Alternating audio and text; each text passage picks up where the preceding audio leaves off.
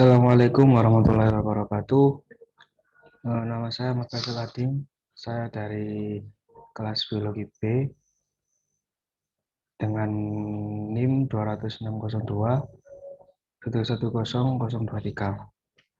Di sini saya akan menerangkan tentang zuhud dan gaya hidup minimalis. Yang pertama yaitu zuhud sendiri. Kita harus tahu apa itu zuhud. Zuhud merupakan meninggalkan segala sesuatu yang menyibukkan seseorang dari Allah Subhanahu wa taala atau terbatasnya angan-angan. Secara bahasa, zuhud berasal dari bahasa Arab yang artinya tidak ingin terhadap sesuatu atau meninggalkannya. Bisa digarisbawahi bahwa zuhud sendiri itu adalah meninggalkan segala sesuatu yang menyimpang dari akhirat.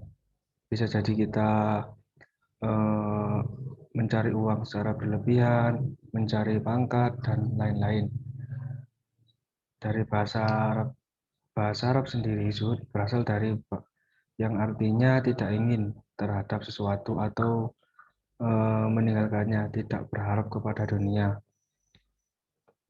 Selanjutnya, dalam hal ini zuhud bukan pula berarti tidak menyukai hidup kaya dan malah memilih hidup miskin. Jadi intinya kita zuhud itu tidak diartikan tidak menyukai hidup kaya dan menyukai hidup miskin, tetapi kita harus menyesuaikan keadaan kita, bagaimana kita menyukai hidup kaya dan bagaimana kita memilih hidup miskin. Itu. Jadi zuhud itu tidak mentang-mentang tidak mau dunia, tetapi juga butuh dunia gitu. Terus yang selanjutnya itu, jadi zuhud merupakan lepasnya keterikatan hati dengan harta dunia yang biasa saja membuat lupa kepada Allah. Jadi kita jangan sampai sikap kita zuhud itu berlebihan. Maksudnya berlebihan yaitu kita tidak butuh uang, kita tidak butuh teman, kita tidak butuh pangkat, kita tidak butuh duniawi. Jadi kita harus menyesuaikan bagaimana sih zuhud yang sebenarnya, dan jangan sampai kita rasa cinta kita kepada duniawi melebihi rasa cinta kita kepada Allah Subhanahu wa taala.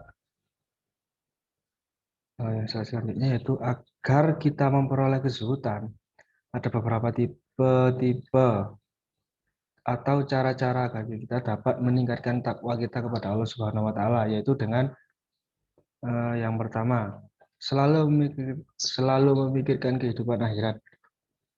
Jadi kita harus selalu mengingat ada kehidupan lagi setelah kehidupan dunia. Oleh karena itu kita harus berpikir lebih maju, berpikir lebih ke depan bahwa ada kehidupan lagi setelah di dunia, dan bisa mengerti bahwa keduniawian itu hanya sementara dan hidup yang kekal itu ada di akhirat. Terus yang kedua adalah menyadari bahwa kenikmatan di dunia bisa memalingkan hati-hati dari ingat kepada Allah Subhanahu wa taala. Jadi yang dimaksud adalah kita harus sadar bahwa kenikmatan di dunia itu hanya sementara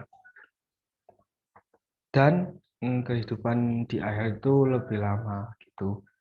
Intinya kehidupan di dunia ini sebagai alat ukur kita bagaimana kita yang sebenarnya dan bagaimana kita aslinya gitu. Terus cara yang ketiga yaitu menumbuhkan kesadaran bahwa mengejar dan memburu dunia sangatlah melelahkan.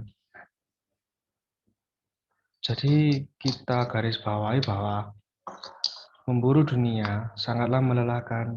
Artinya jika kita terus-menerus memburu dunia, menginginkan hal itu, kita sudah dapat akan menginginkan hal itu lagi, hal yang lebih hal yang lebih baik daripada hal yang sudah kita dapat. Jadi intinya kita harus bersyukur kepada Allah Subhanahu wa taala, kita diberi kesehatan, kita diberi kelancaran, kita diberi rezeki, kita itu harus bersyukur dan jangan terlalu memburu dunia. Terus yang selanjutnya yaitu yang nomor 4, menyadari bahwa dunia itu terlaknat. Artinya dunia itu hanya sementara dan dapat dikatakan pula dunia itu hanya tempat kita tidak apa ya, hanya tempat kita sementara, tidak fana lah intinya. Yang cara-cara agar kita meningkatkan takwa kita kepada Allah yaitu yang nomor 5, menyadari bahwa dunia adalah hina dan godaannya bias berbahaya bagi kehidupan manusia. Kembali lagi kepada diri kita masing-masing bagaimana kita menyadari setidaknya kita hari demi hari bisa sadar sedikit demi sedikit bahwa dunia adalah hina dan godaannya bias berbahaya bagi kehidupan manusia. Allah dan Rasul-Nya tidak pernah melarang umatnya melakukan usaha untuk mendapatkan bagian di dunia. Tidak pernah pula seorang pun dilarang untuk melakukan hal tersebut. Itulah yang diucapkan oleh Rais Suriyah PCNU Pringsewu Lampung, Gus Mubalikin Adnan saat menjelaskan makna zuhur berdasarkan kitab Minahus Saniyah. Jadi kita bisa menarik pelajaran pada Ustadz Gus Mubalikin ini bahwa Allah dan Rasul itu tidak pernah melarang umatnya melakukan usaha, tetapi kita jangan terlalu berlebihan untuk mendapatkan dunia gitu, untuk mendapatkan pangkat kayak, untuk mendapatkan uang, untuk mendapatkan keinginan-keinginan duniawi ini yang sebenarnya itu hanyalah fana. Terus yang nomor 5 itu menyadari bahwa dunia adalah hina dan godaannya bisa berbahaya. Selanjutnya yaitu gaya hidup minimalis. Gaya hidup minimalis yaitu hidup sederhana, tidak berlebih-lebihan. Dengan artian kita jangan terlalu berlebih-lebihan dalam kehidupan kita sehari-hari. Dan kita menyesuaikan intinya, jangan terlalu tergesa-gesa gitu. Gaya hidup minimalis juga mengajarkan kita untuk bertanggung jawab dengan barang-barang yang kita miliki. Dapat kita simpulkan bahwa gaya hidup minimalis itu dapat mengajarkan kita kepada bertanggung jawab. Artinya, jika kita memiliki barang, jika kita hidup sederhana itu kita primpen, kita merasakan memiliki gitu. Jadi primpen. Lain kali kalau kita hidup berlebih-lebihan, kita nggak akan merawat barang yang diberi oleh Tuhan, tidak akan merawat rezeki oleh Tuhan, kita akan lalai dalam menjaga nikmat yang diberikan oleh Allah Subhanahu wa taala.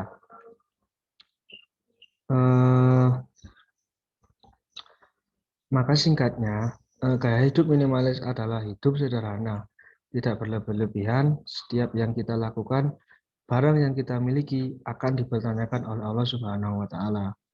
Semangat gaya hidup minimalis ini sudah ada di dalam Islam.